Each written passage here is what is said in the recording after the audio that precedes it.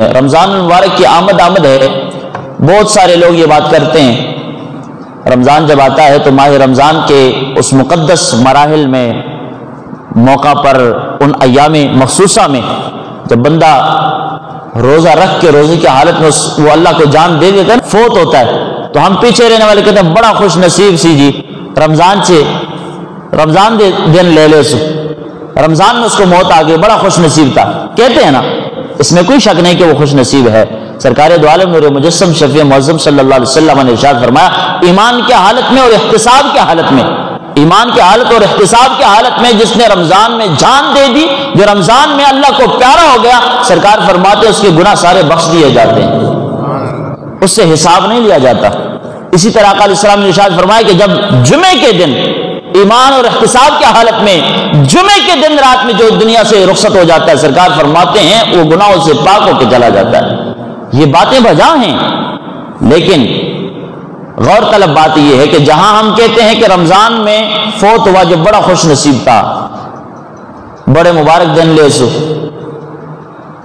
جو زندہ ہے رمضان میں، اللہ نے رمضان المبارک کے مقدس لمحات میں جن کو زندگی بخشی ہے، کیا وہ خوش نصیب نہیں ہے؟ جن کے لیے اللہ وحدہ لا شریک خود اعلان فرماتا ہے، سرکار دو عالم فرماتے ہیں کہ میرے صحابہ رمضان میں ایک نفل فرض کے برابر بنتا ہے، اور ایک فرض جو ہے وہ 70 فرضوں کے برابر اللہ تعالیٰ فرما دیتا ہے۔ اور یہ زندگی ہوگی تو یہ اعمال ہوں گے نا، جو مرا وہ یہ اعمال تو نہیں کر سکتا۔ لیکن ہم کیا ایسے یہ جملہ بڑی آسانی میں کہہ دیتے ہیں کہ رمضان میں فوت ہوا جو بڑا خوش نصیب تھا بڑا خوش نصیب، کوئی شک نہیں اس بات میں، لیکن جس کو رمضان کے لمحات میں اللہ نے زندگی اور صحت والی زندگی عطا فرما دی ہے، میں کہتا ہوں مرنے والے سے وہ زندہ رہنے والا زیادہ خوش نصیب ہے کہ اس کو اللہ نے موقع دیا ہے اس مقدس لمحات میں، ان بڑے دنوں میں، ان متبرک اور مبارک دنوں میں اللہ نے یہ موقع عطا فرمایا ہے کہ اللہ وحدہ لا شریک کے ہاں وہ گڑ گڑائے، ماضی کے گناہوں کو بخشوائے، پہلے عشرے میں رحمت حاصل کرے، دوسرے عشرے میں جناب والا مغفرت حاصل کرے، اور تیسرا عشرہ رمضان کا گزارے اللہ کی عبادت اور یادگیری میں، تو اللہ کے بارگاہ سے جہنم سے نجات حاصل کر لے۔ بتاؤ یار اس سے بڑا خوش نصیب کون ہو سکتا ہے؟ تو لہذا معلوم یہ ہوتا ہے سرکار کے فرمان سے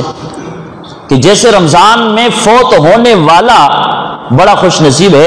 ایسے رمضان میں صحت والی زندگی پانے والا اس سے کئی گنا زیادہ خوش نصیب ہوتا ہے کہ جن کو زندگی میں اللہ وحدہ لا شریک نے پھر سے رمضان جیسا مقدس مرحلہ عطا فرمایا ہے،